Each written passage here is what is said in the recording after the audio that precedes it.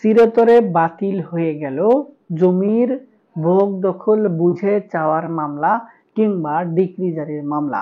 এখন থেকে যে কোনো জমির মালিক যদি তার জমি থেকে বেদখলে থাকে, তাহলে আদালতের নির্দেশক্রমে তিনি সরাসরি ওই বেদখল জমিতে ভোগ দখলে যেতে পারবেন এবং তাকে ভোগ দখল পেতে সহযোগিতা করবে রাষ্ট্র, রাষ্ট্রীয় প্রতিষ্ঠান কিংবা আইন কিংবা পুলিশ প্রশাসন। সুপ্রিয় ভিউয়ার্স, এই সুযোগটি ভূমি মালিকেরা কিভাবে নিবে কিংবা কোন প্রক্রিয়ায় পাবে, আজকের এই ভিডিওটিতে সেই সকল বিষয় নিয়ে বিস্তারিত আলোচনা করব। ভিডিওটি দেখার পর যদি আপনাদের ভালো লাগে, কোনো উপকারে এসে থাকে, আরও কোনো ভিডিও দেখার আগ্রহ জন্মায়, তাহলে আমাদের চ্যানেলটি সাবস্ক্রাইব করে রাখতে পারেন। আর পরবর্তী ভিডিওর নোটিফিকেশন পেতে পাশে থাকা বেল আইকনটি চেপে দিয়ে রাখবেন। আসসালামু আলাইকুম। সুপ্রিয় ভিউয়ার্স, ভিডিওর থাম্বনেইল দেখে যারা আমাদের এই ভিডিওটি দেখতে এসেছেন, তাদের প্রতি একটি অনুরোধ থাকবে, আপনি ভিডিওটি মনোযোগ সহকারে সম্পূর্ণটি দেখবেন, না হলে আপনি কিছুই বুঝতে পারবেন না। সুপ্রিয় ভিউয়ার্স, যদি এমন কোনো ঘটনা হয়, একটি জমির মালিকানা সংক্রান্ত যাবতীয় ডকুমেন্ট অর্থাৎ দলিল কিংবা খতিয়ান কিংবা পূর্বপুরুষের কাছ থেকে প্রাপ্ত হবেন, এর জন্য যত প্রমাণাদি সাক্ষী প্রয়োজন সবকিছু আপনার কাছে রয়েছে, কিন্তু ওই এক খণ্ড জমি কিংবা ওই জমিগুলো আপনার ভোগ দখলে নেই। সেটি ভোগ দখল করছে এমন একজন ব্যক্তি যার ওই সকল সম্পত্তি ভোগ দখল করার আইনগত কোনো বৈধতা নেই, কিংবা আপনার অন্য কোনো ওয়ারিশ যে কিনা আপনার অংশটুকু আপনাকে কোনোভাবে ভোগ দখল বুঝিয়ে দিচ্ছে না। এখন এই সংক্রান্ত বিষয় নিয়ে আপনি কি লাঠির জোরে ক্ষমতা দেখিয়ে কিংবা মারপিট করে সম্পত্তি ভোগ দখল করবেন কিংবা ওই প্রক্রিয়ায় যাবেন? দেখুন, ওই প্রক্রিয়ায় যদি আপনি যান, আপনি প্রাথমিকভাবে হয়তো সম্পত্তি ভোগ দখল করতে পারেন, কিন্তু পরক্ষণে তারা যে আবার আপনাকে বল প্রয়োগ করে উচ্ছেদ করবে না, তার গ্যারান্টি কে দিতে পারে? তাই রাষ্ট্র বলছে কিংবা সুশীল সমাজ বলছে যে আপনি আইনগত পন্থায় যান। এখন আইনগত পন্থায় যখন আপনি যাবেন, তখন দেখবেন আপনার আইন আদালতের চক্করে পড়ে এখন যে মামলা জট কিংবা এখন যে মামলার পরিস্থিতি কিংবা প্রক্রিয়া, সেই প্রক্রিয়াটি শেষ হতে হতে কিংবা শুরু হতে হতেই 2-3 বছর লাগে এবং শেষ হতে হতে সেটি যুগের পর যুগ লাগে। এবং কিছুদিন আগে একটি পত্রিকা এসেছে যে মামলার জট 3 প্রজন্ম পর্যন্ত টানতে হয়, তারপরেও অনেক সময় রায় পাওয়া যায় না। এর অন্যতম কারণ হচ্ছে এই মামলা কিংবা বিচার ব্যবস্থার যে প্রক্রিয়া, সেই প্রক্রিয়াটি ফলো করতে গেলে দেখা যায় যে অনেক বিষয় থাকে যেগুলো কোনোভাবে স্কিপ করা যায় না, সেই বিষয়গুলোর মাধ্যমে বিচার করতে হয়। এখন যদি কোনো ব্যক্তি বেদখল হয়ে থাকে কিংবা তার জমি কোনোভাবে অন্য কোনো ব্যক্তি ভোগ দখল করে, অর্থাৎ তিনি সম্পত্তি থেকে বেদখল মালিক হওয়ার পরেও, তাহলে তার পদ্ধতি কিন্তু একটাই, আদালতের শরণাপন্ন হয়ে সম্পত্তির ভোগ দখলে যেতে হবে। তাছাড়া যদি তিনি হুট করে, একজন ব্যক্তি দীর্ঘদিন ধরে ভোগ দখল করছে, তিনি যদি অবৈধ দখলদারও হন, তারপরেও কিন্তু আইন তাকে কখনোই সুযোগ দিচ্ছে না যে সে তাকে লাঠির জোরে ভয় ভীতি দেখিয়ে ওই সকল সম্পত্তি থেকে উচ্ছেদ করুক। এখন যদি তিনি উচ্ছেদ করেই ফেলেন, তাহলে যে অবৈধ দখলদার সম্পত্তির দখলে ছিল, তিনি কিন্তু আইনি প্রতিকার পাবেন এবং তিনি সুনির্দিষ্ট প্রতিকার আইনে 6 মাসের মেয়াদে একটি সময় পাবেন। সেই সময়ের মধ্যে তিনি যদি আদালতে দখল পুনরুদ্ধারের মামলা করেন, সেক্ষেত্রে তাকে কিন্তু আবার পুনরায় ভোগ দখল বুঝিয়ে দেওয়া হবে। এক্ষেত্রে অনেক বিষয় থাকে, তাকে সর্বপ্রথম যেটি দেওয়া হবে যে তিনি সম্পত্তির ভোগ দখলে ছিলেন কিনা দীর্ঘ একটি মেয়াদে, এবং ওই মেয়াদটার পরে তিনি যখন ভোগ দখল থেকে উচ্ছেদ হয়েছেন সেটি 6 মাসের অধিক হয়ে গেল কিনা এই বিষয়ের উপর, এবং ওই মামলার ক্ষেত্রে কখনোই দেখা হবে না তিনি সম্পত্তির মালিক কিনা। আমরা এই ভুলটি প্রায়শই অনেকেই করি যে একজন ব্যক্তি সম্পত্তির ভোগ দখলে রয়েছে, তাকে উচ্ছেদ করি, তিনি যখন মামলা করবেন কিংবা তিনি যদি মালিকানা প্রমাণ করতে চায়, আদালতে মামলা করুক, তখন প্রমাণিত হবে তিনি আসল মালিক না আমরা আসল মালিক। দেখুন, এই বিষয়টি কোনোভাবেই সম্ভব না, ওই বিষয়টি সম্পূর্ণ আলাদা। তিনি যদি কোনো দালালের পরামর্শ না নিয়ে একজন ভালো অভিজ্ঞ আইনজীবীর পরামর্শ নেয়, সেক্ষেত্রে আমরা যারা সম্পত্তি থেকে তাদেরকে উচ্ছেদ করবো, আমরাই পড়বো বিপদে। তাহলে এই প্রক্রিয়া ছাড়া আর কি থাকলো হচ্ছে আপনাকে সম্পত্তির বিরুদ্ধে অর্থাৎ মালিকানা চ্যালেঞ্জ করে মামলা করার। যে ব্যক্তি সম্পত্তির ভোগ দখলে রয়েছে, তার বিরুদ্ধে আপনার অভিযোগ আনতে হবে তিনি সম্পত্তির অবৈধ দখলদার, তিনি জবরদখল করে সম্পত্তির ভোগ দখল করছেন। আপনাকে নির্দিষ্ট করে সকল সম্পত্তির মালিকানা চাইতে হবে এবং সম্পত্তির দখল চাইতে হবে।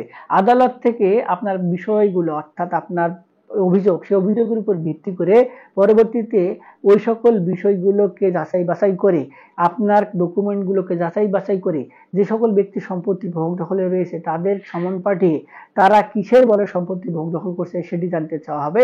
তারপরে তারা কি পরিমাণে প্রুফ কিংবা ডকুমেন্ট আদালতে উপস্থাপন করে সেগুলো যাচাই বাছাই করে তারপরে রায় প্রদান করা হবে এবং আপনি সম্পত্তিতে ভোগ দখলে যেতে পারবেন। এখন এখানে একটি টুইস্ট আছে, সেই টুইস্টটি হলো আদালত থেকে আপনি মালিক এবং সম্পত্তি পাওয়ার যোগ্য এই মর্মে একটি ডিক্রি প্রদান করা হলো। এখন ওই ডিক্রির বলে আপনি সহজে সম্পত্তি ভোগ দখল কিন্তু পাওয়ার কথা না। যদি দুষ্ট প্রকৃতির ব্যক্তি সম্পত্তিতে ভোগ দখলে থাকে তাদের বিরুদ্ধে রায় গেলেও অনেক সময় তারা যেটি করে পুনরায় আবার আদালতে আপিল করে। এখন এই আপিলটিও আবার তারা 6 বছর কিংবা 10 বছর কিংবা অনেক চালাক আছে অনেক দীর্ঘ সময় পর্যন্ত টেনে নিয়ে যায়। এখন এই সুযোগটি কিন্তু আদালতে দিচ্ছে। একটি নিম্ন আদালতের রায় যদি কারো পছন্দ না হয় সে উচ্চ আদালতে যেতেই পারে। এখন এই যে আপনি আপনার সম্পত্তিতে ভোগ দখলে যেতে পারবেন এই মর্মে যে রায় আসলো, পরবর্তীতে ওই সকল বিবাদী যখন আবার আপিল করলো, আপিলেও যদি আপনার পক্ষে রায় আসে পরবর্তীতে তারা আবার রিভিউ করতে পারে। এই যে বিষয়গুলো, এই কারণেই কিন্তু আমরা অনেক সময় জমির মালিকানায় দখলে যেতে পারি না। এখন এখানে আরেকটি বিষয় অ্যাড করা হয়েছে।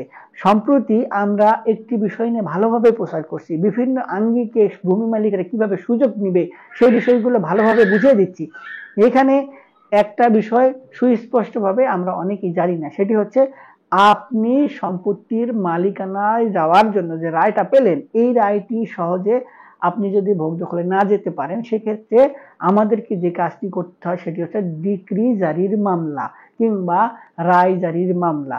অর্থাৎ আদালত থেকে আমাদের পক্ষে যে রায়টি দেওয়া হলো কিংবা ডিক্রিটি প্রদান করা হলো সেটিকে বাস্তবায়নের জন্য আবার আদালতে মামলা করতে হয়। এই পরিস্থিতিতে অর্থাৎ যখন আপনার বিবাদী আপনাকে সম্পত্তিতে ভোগ দখলে যেতে দিচ্ছে না, আইনি প্রক্রিয়ায় আপনাকে বাধা দিচ্ছে কিংবা জোরপূর্বক আপনাকে বাধা দিচ্ছে, এখন এই প্রক্রিয়ায় ছাড়া যদি আপনি সম্পত্তিতে ভোগ দখলে যেতে চান তাহলে আগের মতো পরিস্থিতি দাঁড়াবে।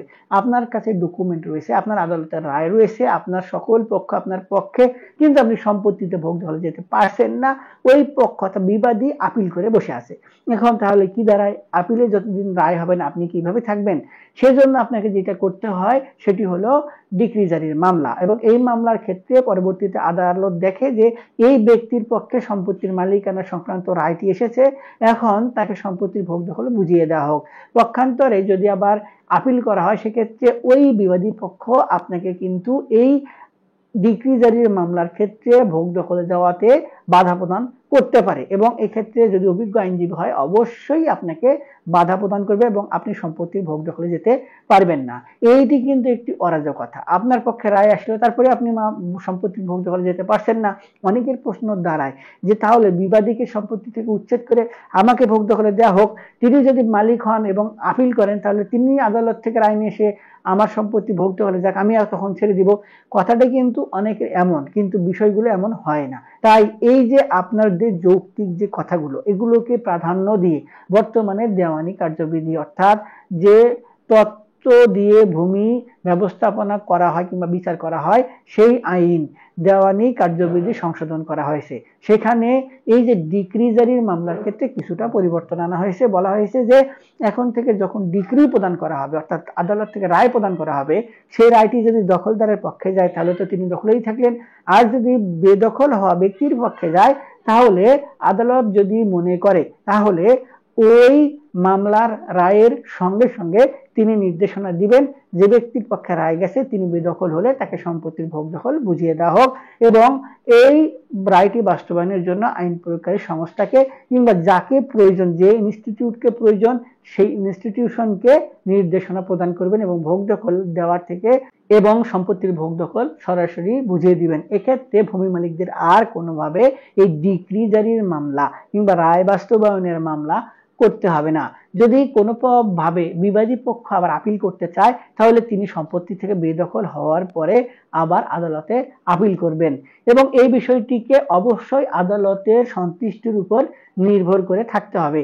কোনো ক্ষেত্রে যদি ওই রায় পাওয়ার সঙ্গে সঙ্গে আবার অন্য আদালতে আপিল করা হয় অর্থাৎ সেই আদালতের উচ্চ আদালতে কোনোভাবে আপিল করা হয়, যেখানে আপিল করার গ্রহণযোগ্যতা রয়েছে, এবং পরবর্তীতে যদি আইনজীবী এই ডিক্রি জারির মামলা ছাড়াই সরাসরি আদালতে থেকে রায় বাস্তবায়ন করতে নিষেধাজ্ঞা কিংবা কোনোভাবে বাধা প্রদান করার জন্য আদালতের হস্তক্ষেপ চায়, সেক্ষেত্রে কিন্তু করতে পারবে। তবে সেক্ষেত্রে আদালতের বিষয়গুলো অবশ্যই পর্যবেক্ষণে থাকতে হবে এবং এই বিষয়েও স্পষ্টভাবে নির্দেশনা প্রদান করা হয়েছে। সুপ্রিয় ভিউয়ার্স, এই যে এই জটিল পরিস্থিতিতে এই ডিক্রি জারির মামলা কিংবা রায় বাস্তবায়নের মামলাটি আর থাকছে না, কোনোভাবেই সেটিকে আর সামনে উঠে নিয়ে আসার সুযোগ থাকবে না। এবং এই দেওয়ানি কার্যবিধি কিন্তু অলরেডি অর্ডিন্যান্সের মাধ্যমে অর্থাৎ রাষ্ট্রপতির নির্দেশক্রমে সিদ্ধান্ত আকারে, প্রজ্ঞাপন কিংবা পরিপত্র আকারে প্রকাশ করা হয়েছে এবং মন্ত্রণালয় থেকে সচিব মহোদয় সিগনেচার করে অটোমেটিকলি এটি বাস্তবায়নের জন্য নির্দেশনা প্রদান করেছেন। তাহলে এখন থেকে কিন্তু এই বেদখল সম্পত্তিগুলো দখলের উদ্ধারের জন্য আলাদা করে আর বেদখল সম্পত্তি পুনরায় দখলে যাওয়ার মামলা করতে হবে না কিংবা ডিক্রি জারির মামলা করতে হবে না। সুপ্রিয় ভিউয়ার্স, আশা করি আপনারা বিষয়টি কিছুটা হলেও বুঝতে পেরেছেন। তারপরেও এই সকল বিষয় কিন্তু জটিল, সহজে মাথায় ঢোকার কথা না। তারপরে যদি এই সংক্রান্ত বিষয় নিয়ে আপনাদের কোনো ধরনের কিছু জানার আগ্রহ থাকে, বোঝার আগ্রহ থাকে কিংবা আমাদের থেকে সহযোগিতা নিতে চান, সেক্ষেত্রে আমাদের ভিডিওর নিচে কমেন্ট বক্স রয়েছে, সেখানে কমেন্টস করুন। আমরা আপনাদের সহযোগিতা করার চেষ্টা করব কিংবা আপনাদের সঙ্গে যোগাযোগ করার চেষ্টা করব। আজকে এ পর্যন্তই, দেখা হবে সামনে নতুন কোনো ভিডিওতে। ততদিন পর্যন্ত ভালো থাকবেন, ধন্যবাদ।